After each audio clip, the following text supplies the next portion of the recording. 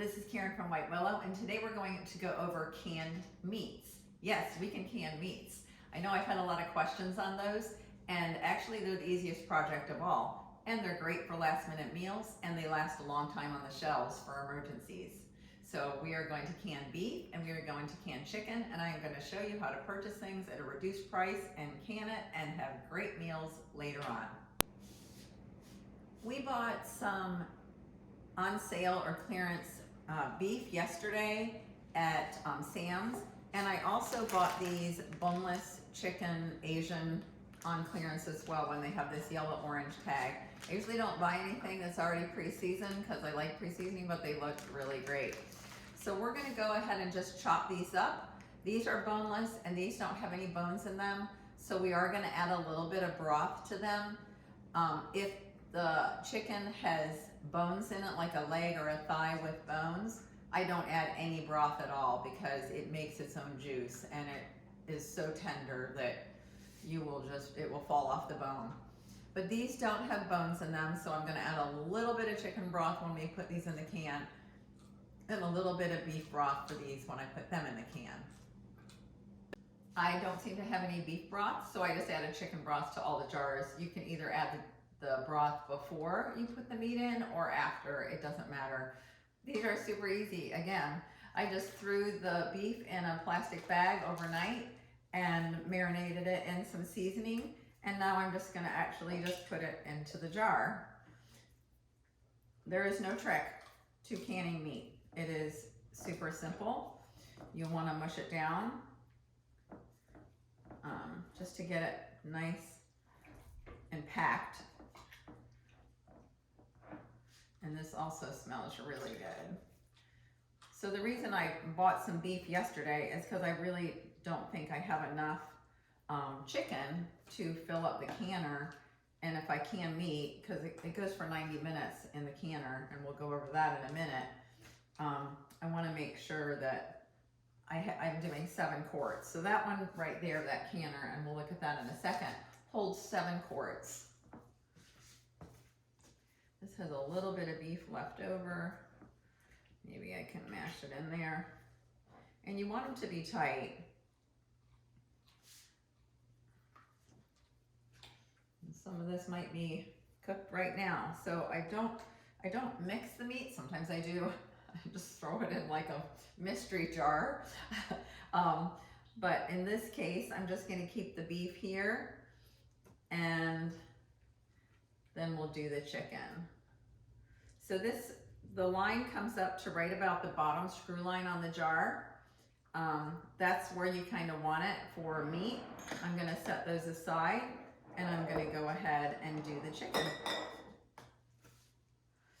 Now again, this chicken, I don't usually buy pre-seasoned, but it looked really tasty. So you're just going to take them out and plop them in. You do absolutely nothing else. It's the same as if you marinate it in your own bag. You just take it out and put it in. So when I saw these packages, one, I like to look at clearance meat, and 2, the seasoning on it looked great. It's called Spicy Asian. It smells really good too. This one's a little full. We'll try to push it down and see if it goes down a little. This, like I said, canning meat is really the easiest. You don't have to mix anything, you're not making anything, you just pre-marinate something just like you normally would if you were going to cook it the next day anyway. And then you put it in jars. And these again are quart jars.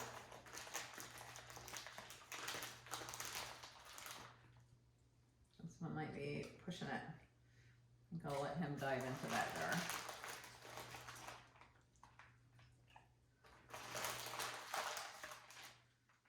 I clearly underestimated my chicken packages, but that's okay. We will go ahead and cook 2 of these for this evening.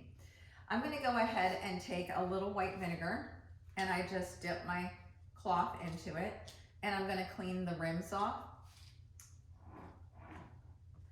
just to make sure we have a good seal. I'm going to do the chicken first. I'll either can the 3 extra jars or we'll cook them for tonight.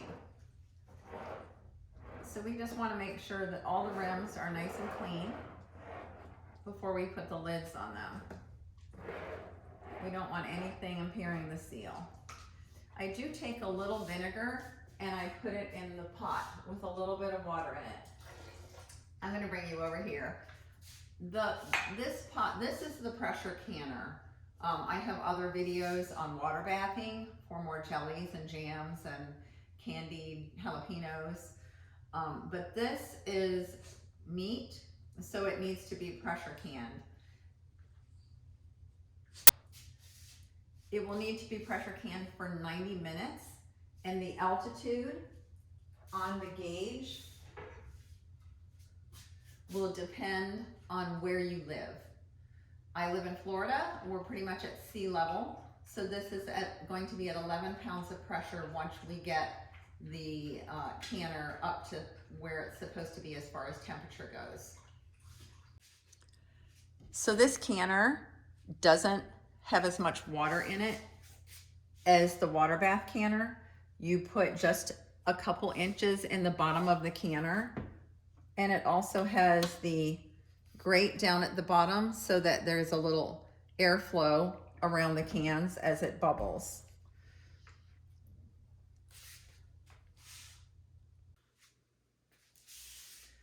So this canner again will hold 7 quarts.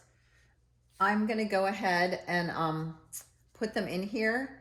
We have room temperature water because we have room temperature jars, and the meat was refrigerated, but that's not really a big deal. But if we were doing a hot product, say I took something boiling off the stove and put it in a jar, then we would need to have hot water. So you want to match your water temperature to your jars. I am just going to go ahead and place, these are all fingertip tight. These jar lids are placed on here just fingertip tight. And I'm going to place them in the canner. Make sure they're all on there. I have picked up a jar before and I didn't fingertip tight it down, and yeah, it went all over my stove.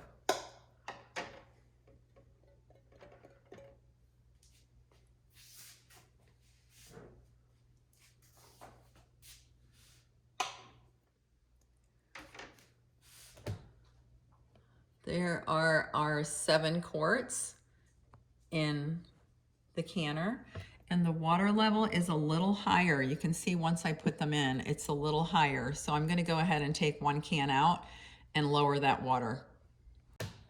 That is a lot better. You can see that the water is about less than halfway down the jar. That's where you want it, that or even a little lower. Sometimes this is the hardest part, is to just get this canning lid on. I do take some Crisco oil and wipe it on the seal inside so that I can have it move a little smoother. There's 2 things here. This is a little button that will pop up when it starts to steam, and this will be where we put our weight, and you will have a different weight for your area. I'm weird because I have a different weight than my area because it's what the canner came with, and I started using it, and then I just got used to it. And then when I realized I was supposed to have a different weight, I didn't like it because I was already in my groove with this particular weight. So we're going to go ahead and turn this on high, and we are going, it's nice and sealed. We are going to let it go to a boiling. We want to see this button come up, and it's going to steam. I'm going to take this off. We don't put this on until later. It's going to steam through this pipe for 10 minutes before we put the weight on the canner and start our timer. So we're going to go ahead and let this come to a boil, and when this button pops up and this starts to steam, we'll come back. I don't know if I can capture this steady stream of steam coming out of the pipe, but it started, It was about 12 minutes after I put the canner on boil. The button is up. The gauge is just above 0. We want to get this to 10 minutes of steaming through this pipe. So we're going to set the timer now for 10 minutes of steaming before we put the weight on the valve. We have had 10 minutes of steady stream of steam coming out of the pipe and the button being up. We are going to go ahead and place the weight. Be careful when you do this because it will burn you, onto the canner. And then we are going to watch the pressure get to 11 pounds. The pressure gauge is almost at 11. I'm going to go ahead and turn the heat from high to about 2.5 and keep an eye on that to make sure it stays right around 11 pounds. We are going to start our timer right now for 90 minutes. Just a reminder that the gauge that you want to read a certain pounds per pressure is going to be different for each altitude area, and every stove is different. I know on my stove that I should go from high to about 2.5, and then it will fluctuate right around there, and I check on it about every 8 minutes while I'm doing other things in the house, laundry, other kitchen stuff. So we want to make sure that you look up your altitude. It is on the back of a ball jar. You can look at the ball jar box and just see what your altitude is in your area or your zone. And then you'll know exactly what pounds of pressure to put your canner at. We are about 20 minutes in and it's trying to sneak up a little bit. One thing about having a glass top stove and just a burner instead of gas, electric burner instead of gas, is it's harder to control because the electric burner fluctuates to keep the regular heat, and therefore the canner is going up and down and up and down. This has been pretty close to maintaining where I like it at. I did bump the temperature down on my stove just a hair to keep it from heating up. You will notice that at the end it will start really going crazy and ramping up and doing weird things. So you need to keep a closer eye on it the last 15 or 20 minutes. I do want to encourage you to learn your stove. Once you get canning, it will be all over the place when you start this. You will not be just miraculously at 11 pounds of pressure for your area or whatever your temperature is or your gauge is supposed to be set at. It will be crazy. So don't give up. It's a learning curve of your stove and your canner.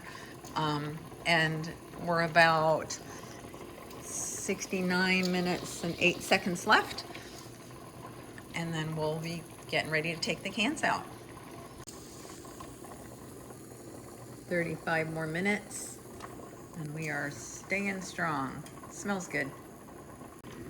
We have 23 minutes and it is trying to sneak up here a little bit, so I just turned it down a hair.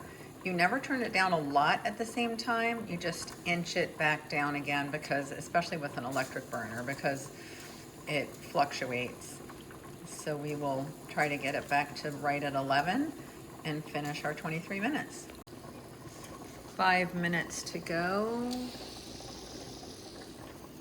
And then we shut the burner off and we don't do anything to it until this button goes down. Then we can remove the weight and then we can take the lid off. Okay, the timer just went off. It went a little above 11, but it's all good. We are going to let this cool until this button goes down, and then we can remove the weight. The button has just gone down, so that means we are ready to get these jars out of the canner. I can go ahead and take this weight off. It is a little hot, so I do set it on something that's not going to burn your counter.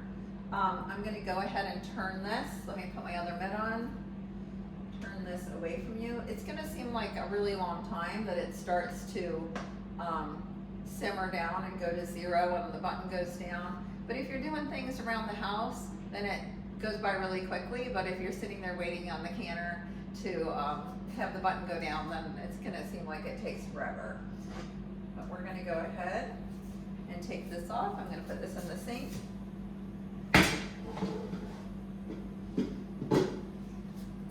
And it looks really good. So I'm gonna show you these jars.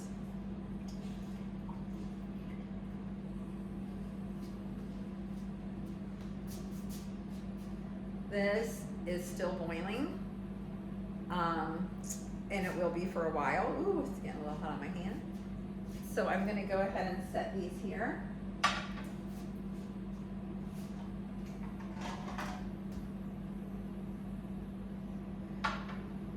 When I store my cans, I wait till at least 24 to 48 hours and I take the rings off the top. And then I wash the cans in a little bit of Dawn. I fill the sink with water, a little bit of Dawn, not hot water, just room temperature water. And then I go ahead and just wash the outside and everything. If the lid comes off, then it didn't seal well. It shouldn't. It should be fine. You can't even really pry it open with your hands.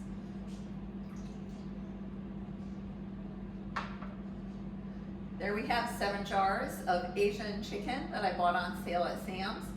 You can do anything you want to. You can go to the butcher. That we have one in town, and he sells boxes of chicken for $40, and it's a ton of chicken legs and thighs.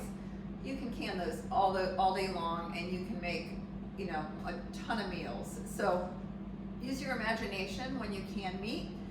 Anything goes. Use your own seasoning and your own flavors. You don't have to stick to a recipe. It's whatever you like. It's your recipe. It's your canning. It's something that you're going to enjoy later because it's not a specific recipe that you have to abide by for canning. It's anything. So thanks for watching White Willow. I hope you subscribe and like and share this video, and I'll see you soon.